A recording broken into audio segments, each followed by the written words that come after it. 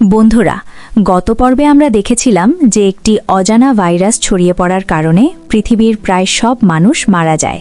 তবে ফিলিপ নামে একজন মানুষ কোনোভাবে বেঁচে যায়।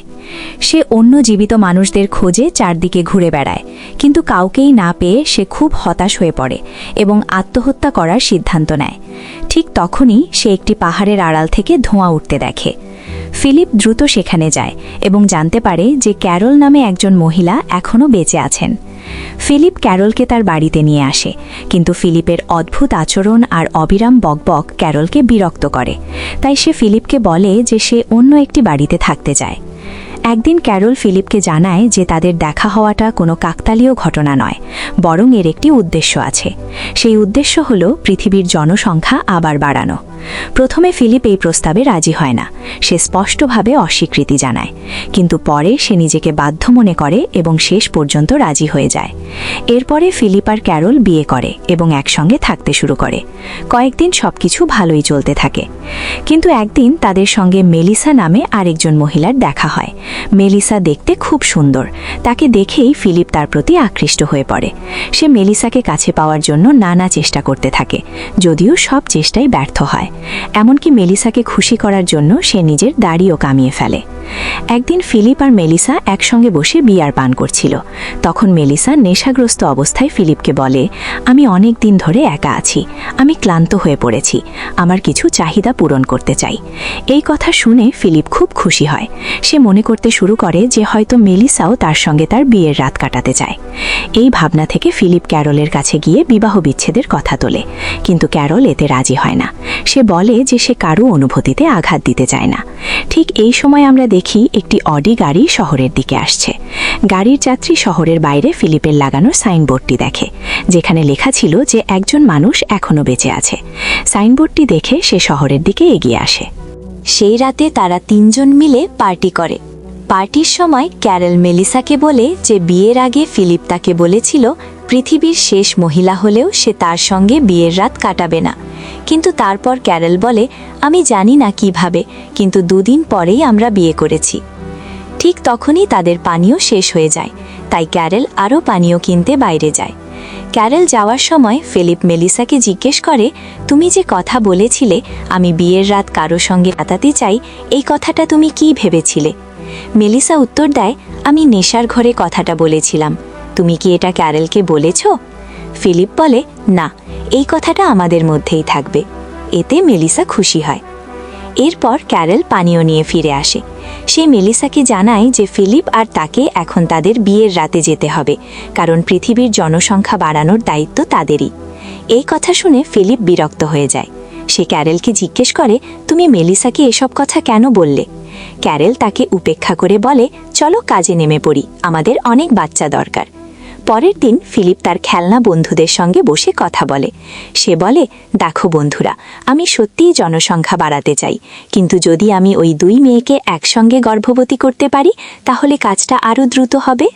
তারপর ফিলিপ সোজা মেলিসার কাছে যায় এবং তাকে জিজ্ঞেস করে, তুমি কি সত্যিই মনে করো যে জনসংখ্যা বাড়ানো উচিত?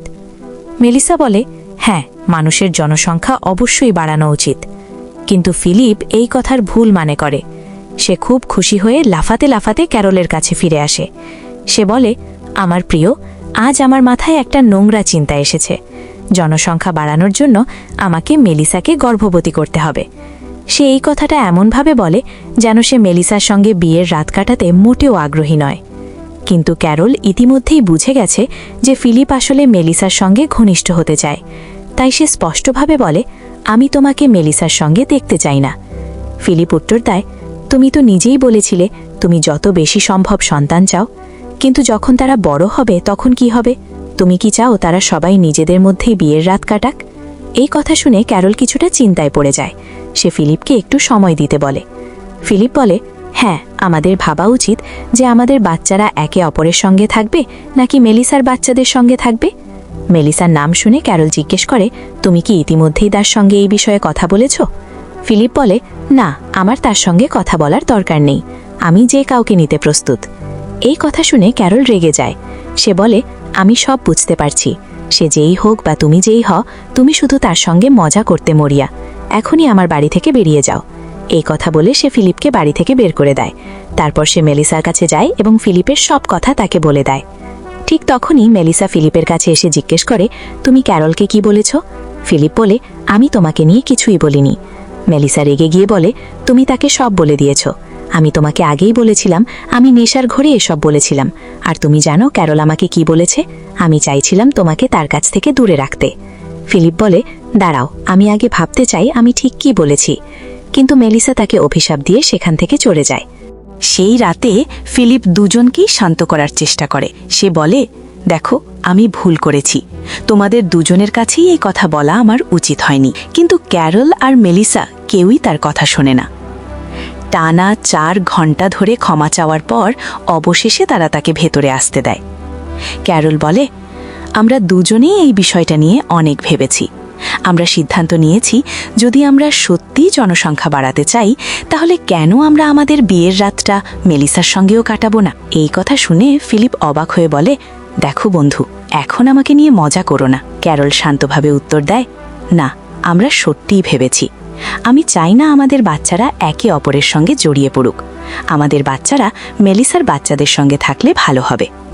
ফিলিপ সঙ্গে সঙ্গে বলে, হ্যাঁ, তুমি একদম ঠিক বলেছ, আমি প্রস্তুত, চলো তাড়াতাড়ি করি। ক্যারল তখন বলে, ধীরে চলো, আগে পুরো কথাটা ভালো করে শোনো। আসলে ক্যারল বলে, আমরা একটি নিয়ম বানিয়েছি। তুমি সপ্তাহে মাত্র 3 দিন মেলিসার সঙ্গে শারীরিক সম্পর্ক রাখতে পারবে। এতে তোমার আনন্দ পাওয়ার চেষ্টা করা উচিত নয়। আর একবার সে গর্ভবতী হয়ে গেলে তুমি তার সঙ্গে আর কোনো শারীরিক সম্পর্ক করবে না। ফিলিপ বলে, হ্যাঁ, আমি সব বুঝতে পেরেছি। আমি এই নিয়মগুলোকে সম্মান করব এবং সম্পূর্ণ সততা ও দায়িত্বের সঙ্গে সবকিছু করব। এই কথা বলে সে দৌড়ে বাড়িতে যায় এবং আনন্দে চিৎকার করে বলে, বাহ, দারুণ, এবার মজা শুরু। পরের দিন সকালে ক্যারল ফিলিপের বাড়িতে আসে। সে তাকে কিছু শুকনো ফল দেয় এবং বলে এগুলো খেতে, যাতে সে সুস্থ থাকে এবং ঠিকভাবে কাজটা করতে পারে। সেই রাতেই ফিলিপ মেলিসাকে একটি নির্জন জায়গায় নিয়ে যায়। সেখানে খোলা আকাশের নিচে সে সুন্দর করে একটি বিছানা সাজিয়ে রেখেছিল। সে মেলিসাকে ডার্ক চকলেটও খেতে দেয়। কিছুক্ষণ পর মেলিসা হঠাৎ ফিলিপের দিকে ঝাঁপিয়ে পড়ে এবং তাকে চুমো দিতে শুরু করে। কিন্তু ফিলিপ তাকে আলতো করে থামিয়ে বলে, আজ রাতটা খুব বিশেষ। তারপর সে তার জন্য একটি গান গায় এবং আতশবাজি ফোটায়, তবু কিছুই হয় না। এই সময় শহরের দিকে আসতে থাকা একটি অডি গাড়ি দূর থেকে আতশবাজি দেখে এগিয়ে আসে। এদিকে ফিলিপ তাদের বিশেষ রাতের জন্য প্রস্তুতি নিচ্ছিল। ঠিক তখনই একটি গাড়ি এসে থামে। সেখান থেকে টট নামে একজন মোটা লোক নেমে আসে। তাদের দুজনেই হতবাক হয়ে যায় এবং ভাবতে থাকে সে কোথা থেকে এলো। টড, যে 2 বছর ধরে কাউকেই দেখেনি, তাদের দেখে খুব খুশি হয়। সে বলে, আমি এই শহর ছেড়ে চলে যাচ্ছিলাম। হঠাৎ আতশবাজি দেখে গাড়ি ঘুরিয়ে এখানে চলে এলাম। এতে ফিলিপ বিরক্ত হয়ে বলে, তাহলে তুমি এখানে শুধু পথ জিজ্ঞাসা করতে এসেছো? টড লজ্জিত হয়ে বলে, দুঃখিত, আমি তোমাদের বিরক্ত করেছি। মেলিসা বলে, ঠিক আছে, এমনিতেও আমরা খুব গুরুত্বপূর্ণ কিছু করছিলাম না। এই কথা শুনে ফিলিপ মেলিসাকে একপাশে টেনে নিয়ে ফিসফিস করে বলে, তুমি কি বলছো? আমাদের বিশেষ রাতের কি হবে? মেলিসা শান্তভাবে বলে, এখন তো আমাদের জন্য আরেকজন পুরুষ আছে। এরপর ফিলিপ সব কথা ক্যারলকে জানায়। ক্যারল খুব খুশি হয়ে বলে, এটা খুব ভালো খবর, আমরা আরেকজন পুরুষ পেয়েছি। মেলিসা তার বিশেষ সময়টা তার সঙ্গে কাটাতে পারবে, আর তোমাকে 2 জায়গায় যেতে হবে না। তারপর তারা 4 জন একসাথে বসে কথা বলতে শুরু করে। টড তাদের বলে, আমি শহরের বাইরের সেই সাইনবোর্ড পড়ে এখানে এসেছি। সে আরও বলে, আমার প্রিয় সিনেমা হলো কিসি কা ভাই কিসি কি জান। মেলিসা বলে, এটা আমারও প্রিয়। ফিলিপ সঙ্গে সঙ্গে বলে ওঠে, এটা আমারও প্রিয়, যদিও সে সিনেমাটি কখনো দেখেনি। তখন ক্যারল জিজ্ঞেস করে, ফিলিপ, তোমার প্রিয় সিনেমা তো দ্য গডফাদার, তাই না? ফিলিপ বলে, তুমি কি পাগল? দ্য গডফাদার তো শুধু একটা সিনেমা। কিসি কা ভাই কিসি কি জানি পৃথিবীর সেরা সিনেমা। এতে শাহরুখ খান কি দারুণ অভিনয় করেছেন। মেলিসা হেসে বলে, আচ্ছা বলো তো, ওই সিনেমার কোন দৃশ্যটা তোমার সবচেয়ে ভালো লেগেছে? ফিলিপ বলে, একটু ভাবতে দাও, ওই সিনেমায় অনেক দারুণ দৃশ্য আছে। তখন ক্যারল জিজ্ঞেস করে, তুমি কি সত্যিই সিনেমাটা দেখেছ? টড বলে, তোমাদের অবশ্যই দেখা উচিত, সিনেমাটা খুব ভালো। ফিলিপ ঠাট্টা করে টডকে জিজ্ঞেস করে, তোমার ওজন কত, 200 না 300 কিলো? টড শান্তভাবে বলে, আমার ওজন 150 কিলো। ছোটবেলা থেকে মানুষ আমাকে নিয়ে মজা করত, আজ তুমি প্রথম নাও। এই কথা শুনে সবাই একটু চুপ হয়ে যায়। মেলিসা বলে, চিন্তা করো না, যারা তোমাকে নিয়ে মজা করত তারা সবাই এখন মারা গেছে। টড হালকা হাসি দিয়ে বলে, ধন্যবাদ, কিন্তু আমি সত্যিই খুব ক্লান্ত, এখন আমার ঘুমানো দরকার। তারা চলে যাওয়ার পর ফিলিপ বলে, তুমি জানো, আমি যখন ছোট ছিলাম তখনও মানুষ আমাকে নিয়ে মজা করত, কিন্তু মেলিসা এতে একদম বিরক্ত হয় না, সে চুপচাপ ঘুমাতে চলে যায়। পরের দিন ক্যারল টড আর মেলিসাকে বাইরে পাঠায়, যেন তারা একসঙ্গে সময় কাটাতে পারে। ফিলিপ বলে, আমি তোমাদের সঙ্গে যাব, কিন্তু ক্যারল অসুস্থ হবার ভান করে বলে, না, তোমরা এখানেই থাকবে, আমার যত্ন নেওয়া দরকার। এদিকে টড আর মেলিসা বাইরে যায়, ঘোরে আর মজা করে। ঈর্ষান্বিত ফিলিপ দূর থেকে তাদের লক্ষ্য করতে থাকে। সে নিজের মনে বলে, দয়া করে মেলিসা, এই টডের প্রেমে পড়ো না। কিন্তু ততক্ষণে মেলিসা প্রায় টডের সঙ্গে ঘনিষ্ঠ হয়ে পড়েছে। ফিলিপ তখন ক্যারলের কাছে যায়। ক্যারল তাকে বলে, মেলিসা আমাকে বলছিল সে আবার টডের সঙ্গে দেখা করবে। এই কথা শুনে ফিলিপ হতবাক হয়ে যায়। সে বলে, তাহলে আমাদের ওদের সঙ্গে যাওয়া উচিত, দেখি ওদের সম্পর্ক কত দূরে গিয়েছে। এই কথায় ক্যারলও রাজি হয় এবং তার সঙ্গে যেতে সম্মত হয়। এরপর ফিলিপ আবার টডকে ঠাট্টা করে বলে, চলো আমরা পোশাক খুলে টেনিস খেলি। টড একটুও লজ্জা না পেয়ে সত্যিই তার পোশাক খুলে ফেলে। ফিলিপ ভয় পাচ্ছিল টডকে নগ্ন দেখে মেলিসা বিরক্ত হবে, কিন্তু মেলিসা উল্টো টডকে জিজ্ঞেস করে, তোমার পেটে ওই দাগটা কি? টড উত্তর দেয়, আমি আমার সৎ ভাইকে আমার কিডনি দান করেছিলাম, কিন্তু সেটা তার শরীরে কাজ করেনি, তাই সে মারা গেছে। এই কথা বলতে বলতে সে কান্নায় ভেঙে পড়ে। মেলিসা খুব আবেগ আপ্লুত হয়ে যায়। ফিলিপ, যে সব বিষয়ে নাক গলানোর অভ্যেসে অভ্যস্ত, দূর থেকে দেখে যে মেলিসা টডকে চুমু খাচ্ছে। ঠিক তখনই ক্যারল এসে বলে, এটা দারুণ, ওরা শেষ পর্যন্ত একসঙ্গে হলো। এই কথা শুনে ফিলিপ নিজের মনে ভাবে, ভাগ্য শেষ পর্যন্ত আমাকে জোরে লাথি মারল। সেই রাতেই ফিলিপ মেলিসার বাড়িতে যায় টডের বিরুদ্ধে কথা বলার জন্য। সে বলে, মোটা মানুষদের এত সহজে বিশ্বাস করা ঠিক নয়, ওরা বিশ্বাসযোগ্য নয়, দেখবে একদিন সে তোমার সঙ্গে বিশ্বাসঘাতকতা করবে। মেলিসা রেগে গিয়ে বলে, আমি জানি তুমি কতটা খারাপ, এবং ঘরের ভেতরে চলে যায়। কিন্তু ফিলিপ দরজার সামনে দাঁড়িয়ে থেকে বলে, দয়া করে আমাকে ক্ষমা করো, টড আসলে খুব ভালো ছেলে। আজকাল আমার কি হচ্ছে আমি নিজেই জানি না। হয়তো কারণ হলো গত 2 বছর ধরে আমি শুধু খেলনাদের সঙ্গে কথা বলছি। এই কথা শুনে মেলিসা দরজা খুলে জিজ্ঞেস করে, তুমি কি সত্যিই খেলনাদের সঙ্গে কথা বলছো? ফিলিপ বলে, হ্যাঁ, এবং তাকে তার খেলনা বন্ধুদের সঙ্গে দেখা করাতে নিয়ে যায়।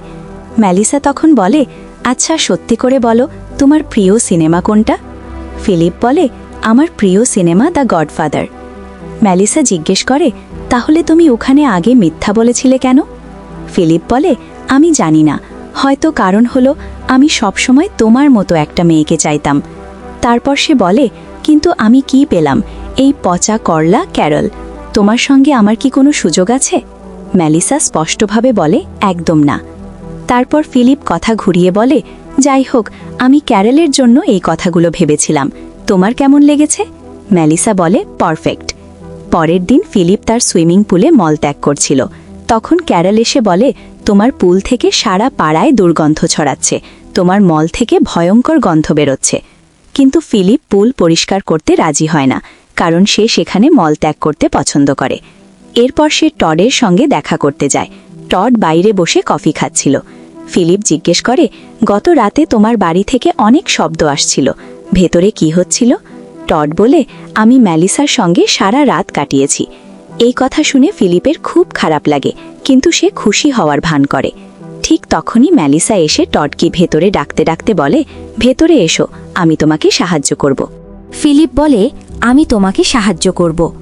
মেলিসা বলে, না, এটা শুধু টডই করতে পারবে, এবং ভেতরে চলে যায়। টড ফিলিপকে বলে, দোস্ত, তুমি বুঝতে পারছো না, সে আবার তার বিয়ের রাত উদযাপন করতে চায়, বলে সে মেলিসার পিছু নেয়। কিছুক্ষণ পর ফিলিপ নিজের বাড়িতে ফিরে আসে। তখন সে আবার চিৎকারের শব্দ শোনে। সে বুঝে যায় অনুষ্ঠান শুরু হয়ে গেছে। এতে বিরক্ত হয়ে সে সোজা তার পানির জলাশয়ের কাছে চলে যায়। রাতে ফিলিপ যখন ঘুমানোর চেষ্টা করছিল, তখন আবার চিৎকার শোনা যায়। সে বুঝতে পারে কাজের প্রোগ্রাম আবার শুরু হয়েছে। পরের দিন সকালে ফিলিপ ক্যারলের সঙ্গে নাস্তা করতে করতে বলে, তুমি কি জানো, আজকাল মেলিসা আর টড শুধু তাদের বিয়ের রাতে উদযাপন করছে? এই কথা শুনে ফিলিপ রেগে যায় এবং বলে, এই সব বাজে কথা নিয়ে আমার সঙ্গে কথা বলো না। ঠিক তখনই আবার চিৎকার শুরু হয়। এতে ফিলিপ আরও রেগে যায়। ক্যারল বলে, যদি তুমি এই শব্দ পছন্দ না করো তাহলে এটা বন্ধ করতে পারো। শেষ পর্যন্ত তুমিই তো মার্কিন যুক্তরাষ্ট্রের রাষ্ট্রপতি। এই কথা শুনে ফিলিপের মাথায় একটা দারুণ আইডিয়া আসে। সেই রাতেই সে একটা সভা ডাকে। সেখানে সে একটি অভিযোগ বোর্ড দেখায় এবং ঘোষণা করে, এখন থেকে সমাজের সব অভিযোগ এখানে লেখা হবে। তারপর সে বলে, আমি প্রথম অভিযোগ জানাচ্ছি, এখন থেকে তোমরা কাজ করার সময় জোরে চিৎকার করবে না। মেলিসা উত্তর দেয়, টড আর আমি কি করি তাতে তোমার কি আসে যায়? ফিলিপ ক্যারলকে জিজ্ঞেস করে, ও কি জানে না আমি মার্কিন যুক্তরাষ্ট্রের রাষ্ট্রপতি? মেলিসা বলে, এইসব কি আজে বাজে কথা। ফিলিপ বলে, চলো ভোট দিই, কে চায় এই শব্দ বন্ধ হোক। কিন্তু কেউ হাত তোলে না, তাই অভিযোগ বাতিল হয়ে যায়। তারপর ক্যারল বলে, এবার বলি, কে চায় ফিলিপ তার মলত্যাগের পুল পরিষ্কার করুক? এইবার তিনজনই হাত তোলে, এর মানে ফিলিপকেই পুল পরিষ্কার করতে হবে। এরপর টড আর মেলিসা আবার ভেতরে যায় তাদের বিয়ের রাত উদযাপন করতে এবং ভাবে কেন সবসময় তার সঙ্গেই এমন হয়।